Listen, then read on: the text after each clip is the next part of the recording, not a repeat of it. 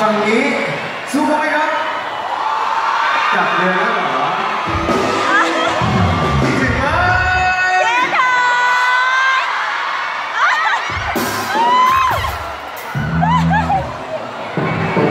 ขอเสียงฝั่งนี้หน่อย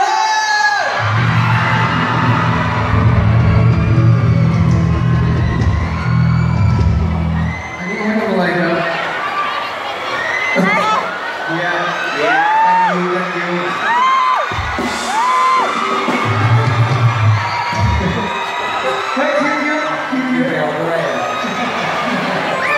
ไม่เดียวฝากบอกหน่อยว่า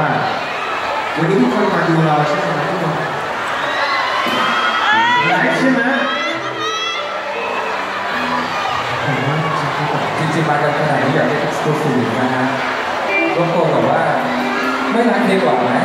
เนาะลองไปเองจะไม่ได้หรอกเขาก็อยากเป็นเป็นก็อยากเป็นวิดีโอใช่เป็นวิดีโอเขาก็ไม่ได้โพสในเฟซบุ๊กอยู่จะดีเหรอมันไม่ได้ที่ไหนนะครับถ้าเป็นซีรีส์เราก็ไม่เป็นไรเดี๋ยวเราก็จ่ายสัก200,000ได้เดี๋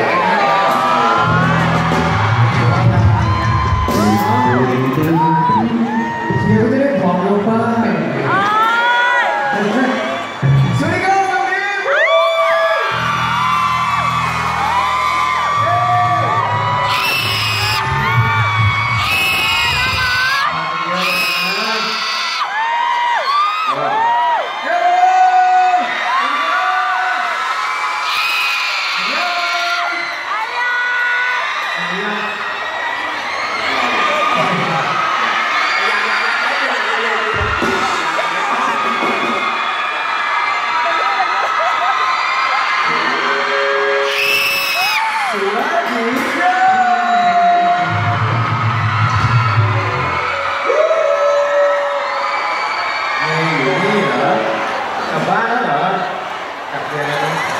ีครับฝั่งนี้ซ่อมสนามเชียว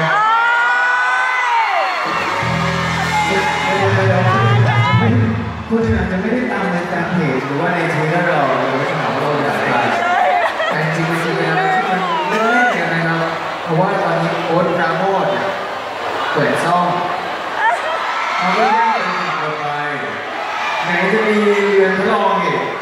กว่าจะจับได้เหนื่อยมากมาให้มาอยู่เรือนจำบ้างไหมเรือนจำไหมนี่เรือนจำหน่อยไหมยังไม่ไหนต่อแล้ว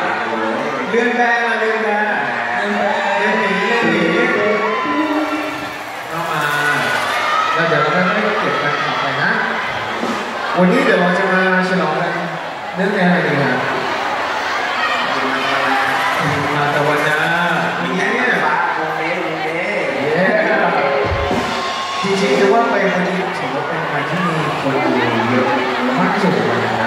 ใช่ไหมครับถ้างั้นเดี๋ยวเราไปฉลองกันหน่อย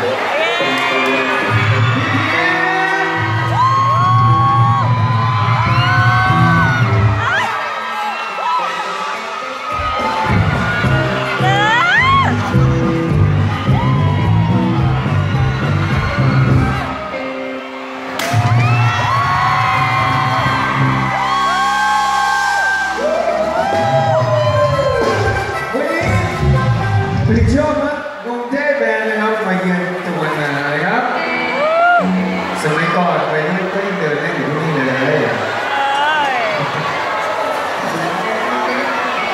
เดี๋ยวเราร้องอีกสัก3 เพลงแล้วเราเก็บรับของได้ไหมครับถึงซ่อง